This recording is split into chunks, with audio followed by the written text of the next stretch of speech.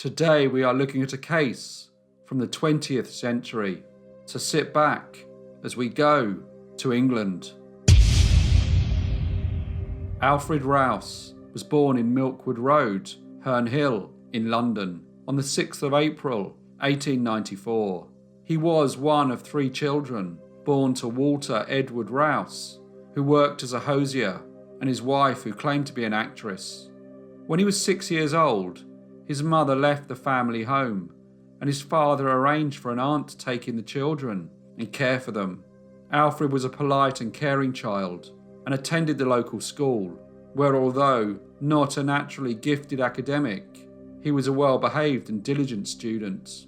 When he was 14 years old, he left school and started working as an office boy for an estate agent, before moving on in 1909 to work for a furniture manufacturer.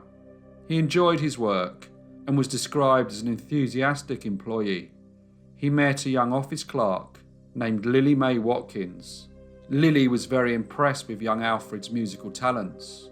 He was a prolific pianist and a good singer.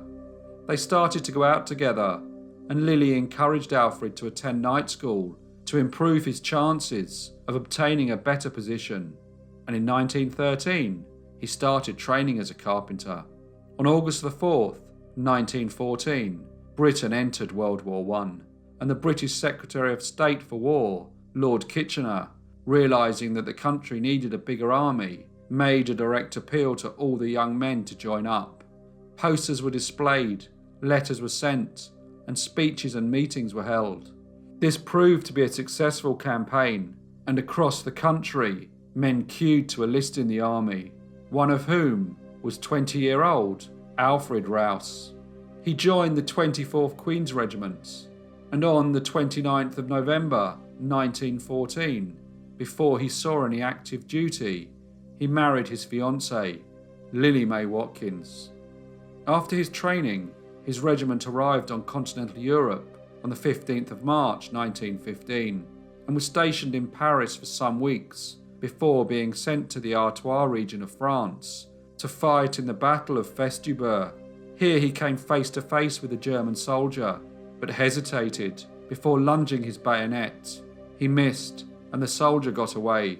This incident started to haunt Alfred, and he vowed that in future he would act first and think of the consequences later. His time in the British Army was short, as just 10 weeks after his arrival on the Western Front, he was badly injured by shell fragments. Alfred was sent back to England in a hospital train. His condition was serious, and he remained unconscious until the train passed through the town of Bedford on its route to a Ministry of Defence hospital unit. He spent nearly a year in hospital, as large amounts of shrapnel had penetrated his head, knee and thigh, which had caused memory loss and restricted his movement. Recovery was slow, but Alfred was eventually discharged from the hospital and from the army, and in February 1916 he was awarded a military pension. He went back to live in the London borough of Stoke Newington. Here he recuperated, and by the end of January 1917 the doctor found that his recovery had progressed.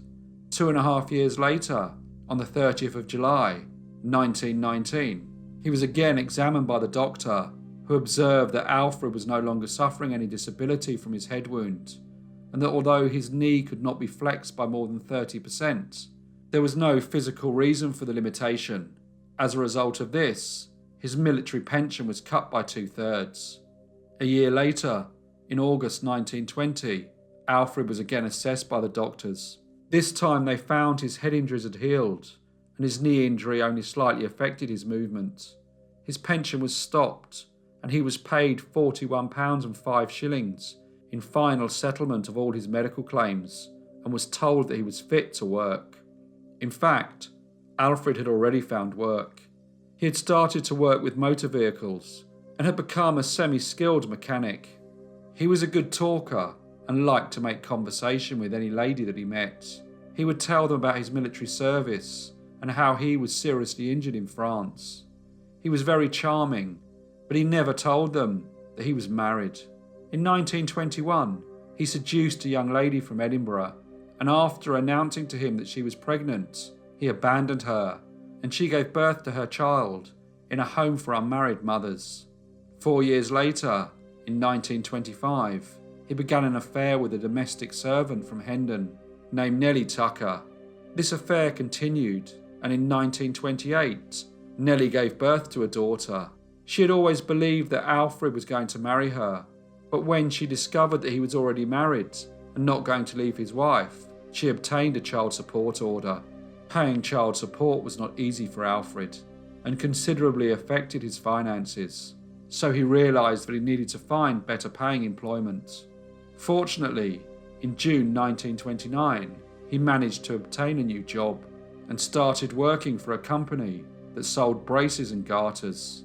The company was based in Leicester, and Alfred would collect the items and sell them in southern and central England. This was a good position for him, as it paid him a reasonable salary, commission, and expenses, and as he was such a good talker, he became a successful salesman. So much so that he managed to purchase a new Morris Minor car, and in 1930, he and Lily were able to obtain a mortgage to buy a house on Buxton Road in North London. It seemed to friends and neighbours that everything was going very well for Alfred and Lily, but Alfred had some dark secrets that were starting to bother him. He had always said that his head injuries, sustained in 1915, had caused him to have trouble sleeping, but by the summer of 1930, something else was keeping him awake at night. He was already paying the child support payment to Nellie Tucker, and since the birth of their daughter, he continued to see her, but she was pregnant again with his child, and this time, she was expecting him to leave his wife and marry her. At the same time, another young lady named Phyllis Jenkins, who lived in a small town in Wales named Gethlegare, was also expecting his baby. He had always told her that he was single, and she believed that he would soon ask her to marry him. His work had meant that he had met many women across southern and central England, and his irresponsible actions were starting to come out. Other women came forward and claimed that he had fathered their children. One of these was from a French lady, dating back to 1915, when he was stationed in Paris. By October 1930, he was facing several other child support orders, plus the accusation that he had bigamously married at least 3 other women. In the United Kingdom, the night of November the 5th is known as Guy Fawkes Night, or Bonfire Night, which is an annual celebration where across the country people light bonfires and let off fireworks, commemorating the events that took place at the Houses of Parliament in 1605, when Guy Fawkes was caught while guarding explosives. He and the other plotters had planned to blow up the building when King James I was inside. In the early hours of the morning, on November the 6th, 1930, 2 friends named Alfred Brown and William Bailey were returning from a Guy Fawkes Night dance in Northampton. As they walked to the nearby village of Hardingstone, they saw a man walking towards them, carrying a small suitcase. When William Bailey commented on the fire in the distance, the man nodded and replied, "Yes, it looks like someone's having a bonfire up there." The man then continued to walk towards the main Northampton to London road.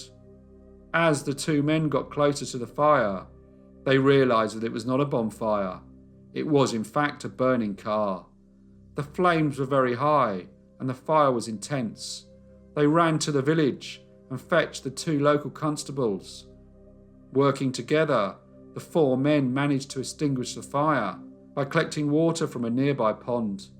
When one of the constables looked in the car, he noticed what he thought was a rugby ball. But when he looked more closely, he realised that what he was looking at was in fact the charred remains of a human head.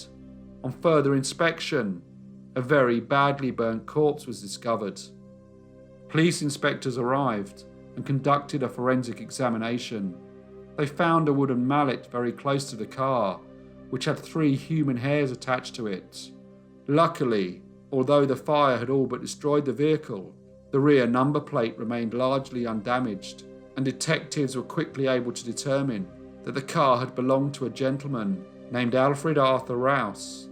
The vehicle was examined by experts, who were all of the opinion that a joint on the feeding pipe between the petrol tank and the carburettor had been loosened before the fire had started.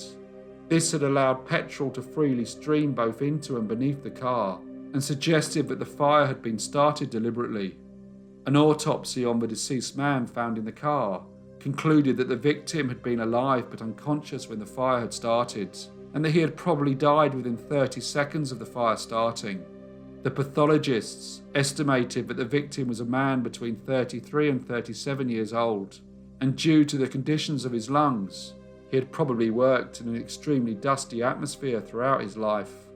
2 police officers visited Alfred's wife, Lily, but strangely, she told them that even though he had left their home at about 8:30 p.m. on the 5th of November to attend a business meeting in Leicester, she noticed that he had arrived home again at about 2 o'clock in the morning.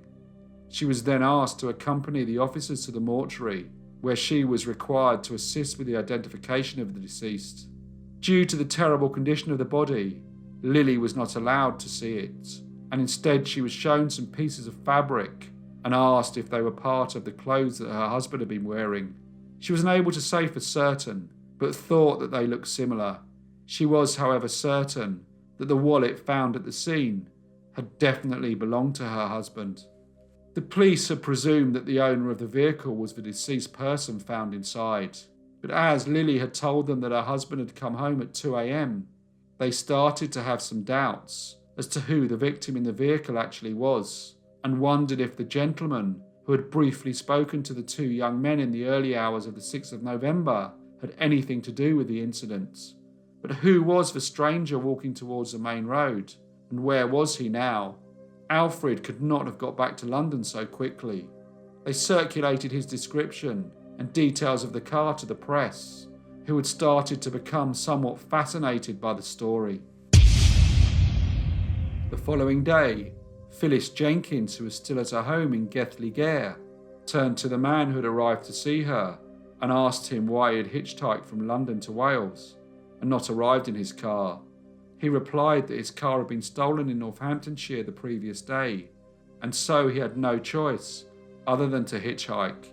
He assured her that the issue would soon be resolved, as he had reported the theft to the police and his insurance company. But when Phyllis went out to buy a newspaper, she was horrified to read about the incident and saw a picture of a burnt-out car. The article questioned whether the deceased person found in the car had been the owner of the vehicle or someone who had been murdered. Phyllis was puzzled, and she showed the picture to the man staying with her.